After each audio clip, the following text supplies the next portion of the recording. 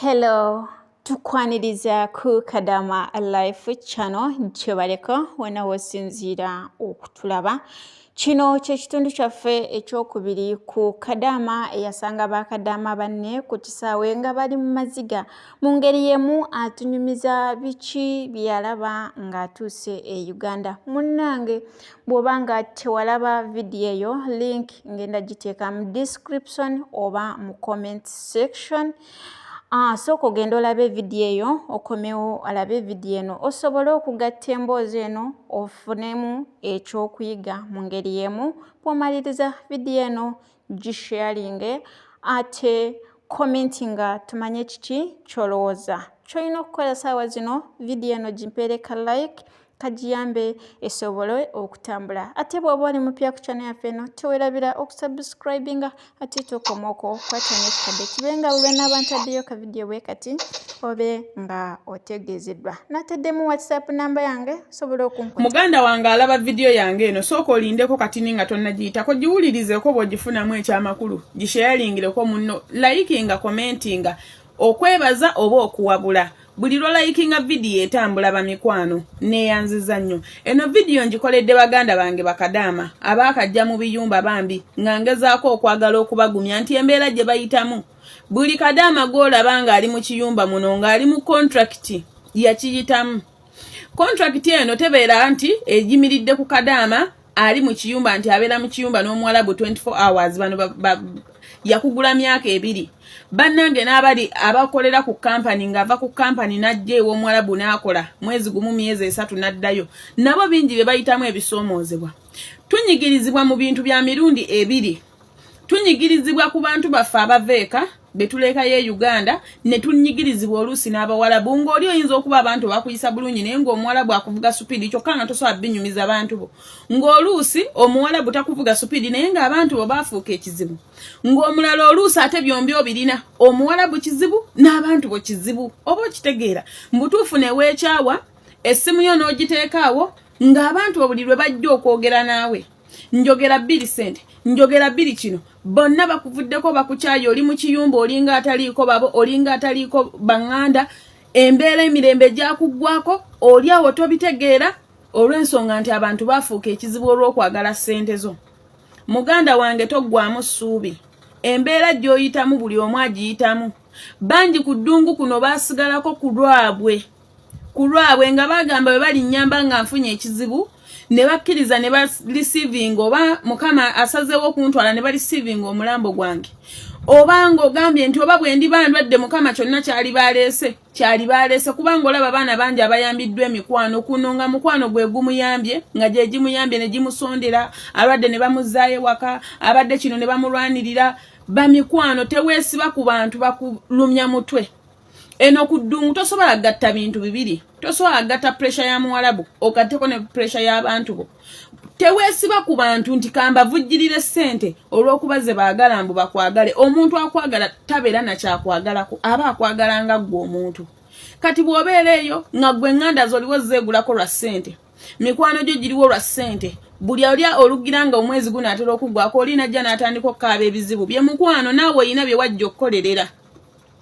Bw'olaba ng'omuntu ayina abaana bo pressure ye gyabeerako 24 hours sente mukwano bw'oba oyina solution eddako yiiya amagezi amalala.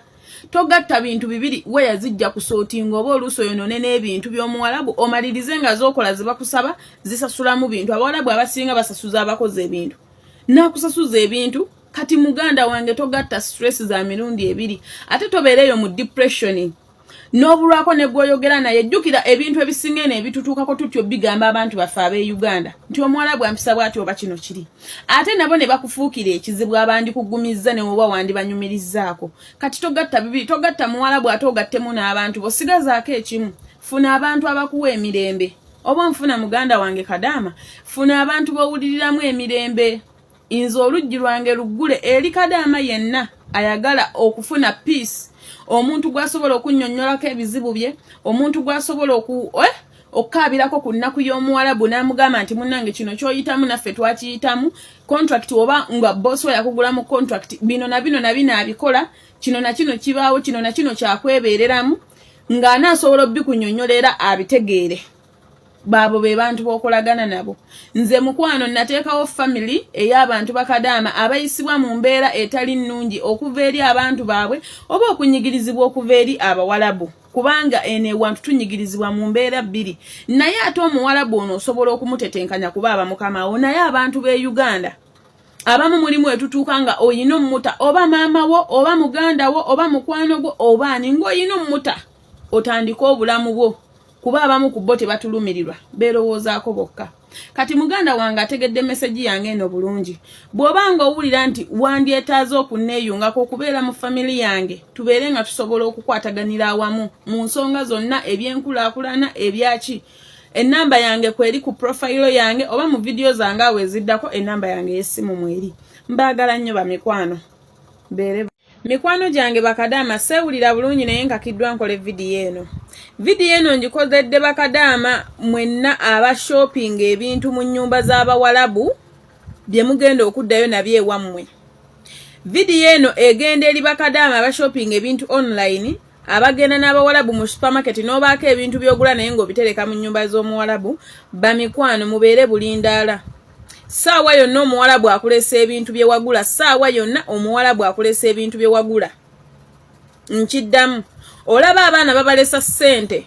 Olaba omuwalabu akulesa obuntuntu obugoyegoye bwe wava nabwe e Uganda. Olaba omuwalabu akulesa ekintu kyakuwadde ye nga ye. Kati ate olwo by'oli mu kugulira mu nnyumba ye. Baganda bange mwewale okuteekawo insecurity eri obulamu bwammwe nga mubiteekawo okuva eri abawalabu. Abawalabu bano bajja kubateekako endowooza egamba nti mubabba. Bajja kubateekako endowooza egamba nti olabika togenda kudda, ogenda togenda kudda. Bajja teekawo embeera yonna yonna ekuleetera okufuna obuzibu oluvannyuma lw'ebyo ebintu gwe byotwala nti ogula. Muganda wange bw'oba obadde okikola kikomye. Koma ku ebyo by'olina. Gw'abadde tannakikola tokigeza. Lwaki video eno ngikoze? Nina mukwano gwange yazze mu inbox yange nangamba sharingiraako video eno oba ebigambo bino.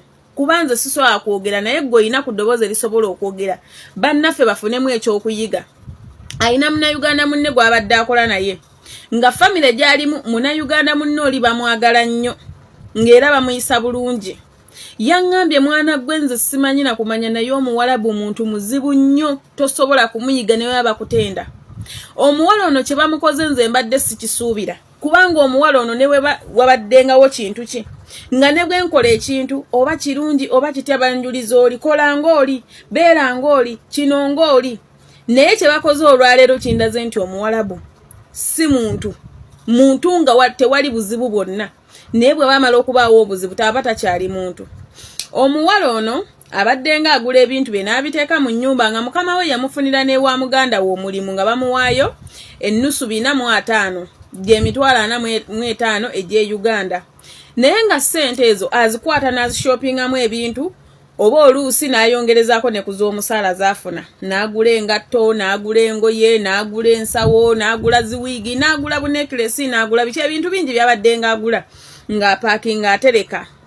Naye ate ng'akyabulayo ebbanga eridde eka. Baganda bange bakadaama. Omuwala ono yafunnyemu obutakkanya n'omwana wa waka. Muganda wange kadaama nkubuulira ebigambo bino wammanga okuba n'omuwalabu ng'akwagala tekikulowoozesanga nti oli mwana wa waka. Omuwalabu okwagala tekikulowoozesa nti ofuuse muganda we. Ofuuse omu ku bamaama bo ba ku bataata be. Ofuuse omu ku muwalabu munnansi tekikulowoozesanga ekyo. Olaba bawalana bannaabwe ne beewalagana bannansi ne bannansi oba ne mu famire. Kati ate olwo gwe miya shagaala gwe bamanyi nti oli shagaala oli muddu masiikiini wajja kukola. Olowooza bakutwalira mu kiti ky'omuwalabu akwagala omukolera. Akwagalako mirimu gy'omukolera naye gwe ng'omuntu talina kyakwagaza. Kati tekikulowoozesanga ate kukiteeka mu kiti eky'okwewanika olowooze nti oli ku level y'abamu ku baana baawako oba ku bantu baawaka abawalabu tolibeera. Omuwala ono yafunnyemu obutakkanya n'omuwala wa waka oluvannyuma lw'okuba nti omwana abadde ng'oba asuulasuula nnyo engoye mu kisenge amala ozipanga n'azikasukakasuka n'akola atya. Ndowooza bwe yamugambyeko omuwala kwe kumugamba. N'amugamba gwe nno tomanyi nti nze nsobola okukuwaayiriza nti wabbye neekiresi ya golodi nobba n'omutwalo gwa liyaalo. Omutwalo gwa liyaalo ndowooza ze miliyoni nga 10 e Uganda. namugamba nsobola okuwayiriza nengenda ne ku poliisi nenkakasa nti ye wabibye ne bakukwata ne bakutwala ne bakusiba ne bakutemako n'omukono bw'obanga owulira nti oyagala dduka ogende naye era bajja kunoonya bwato bwe yamugambye omuwala kyamuyitiriddeko n'adduka ku poliisi agenda alipootinga ensonga eyo kuba yabimuwandiikidde mu Luwarabu n'abitranslatinga ne bijja mu Luzungu bwe yatuuse ku poliisi yasanzeeyo omu ku bafamile member beno family gyakolamu ate maame yagenze okulopa sigwe basibye abafamile olwatuuse ng'ono ali ku poliisi okubanyonyola ensonga emututte nga bamaliriza nga bamulekayo ku poliisi nga bakomayo waka baatuukidde mu bintu byabadde ng'agula nga bakimanyi bulungi abadde ng'abigula mu ssente ze ne beegabira engatto ne beegabira bye bayagadde obuneekeresi ne beegabira obukiki ebintu ebisinga byonna ne babyegabira ng'ono omukozi alaba bw'ati n'agaga biti munne yasigaddewo ewaka ng'alaba bwe bamaze obyegabira tewaayise yadde n'akataayi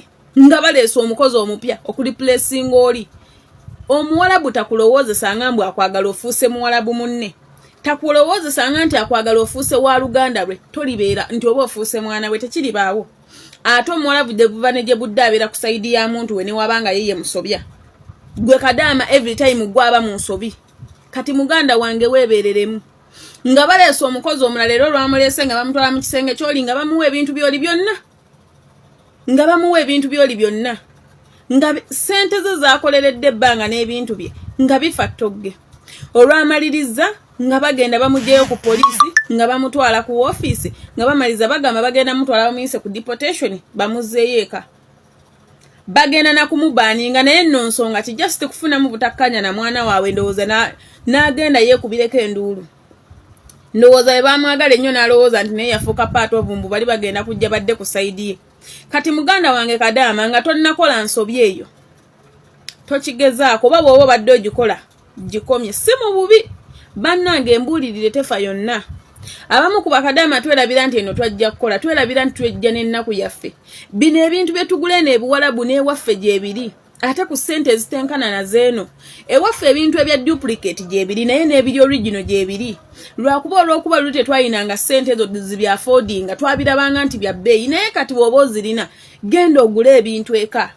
oba bigule mu bbanga nga linaatera okuggwako Omuwarabu ajja kuwalana Omuwarabu ajja kunyigira kuba batuwa ssente nga nabo bazaagala Omuwarabu ssente yo agikuwa agyagala kyogula kikuwa akyagala oba kitegeera ekintu ekyo taba musanyufu ng'alaba gwe maama opaakinze ekisenge n'ebintu abaana bye batalina bano abantu balina ssente naye beerumya balina ssente naye emitima gyabwe myavu kati gwojja kuleeta eno omutima gw'omugagga oyagala bye weeyagalizanga buli kyolaba okyagala mukwano byagala engoze wammwe oba byagale ku ssaawa esembayo ogule byogula ng'obipaakinze omanye nti ngenda n'ebintu byange naye tobigula bikuumira mu nnyumba ya Muwarabu Omuwarabu akyuka nga mbeera ya budde oba n'embeera y'obudde erwawo ku nkyuka gy'akyuka ajja kwefuulira mu ngeri gy'obadde tosuubira anaategeera meseji yange nkwagala nnyo mubeere bulungi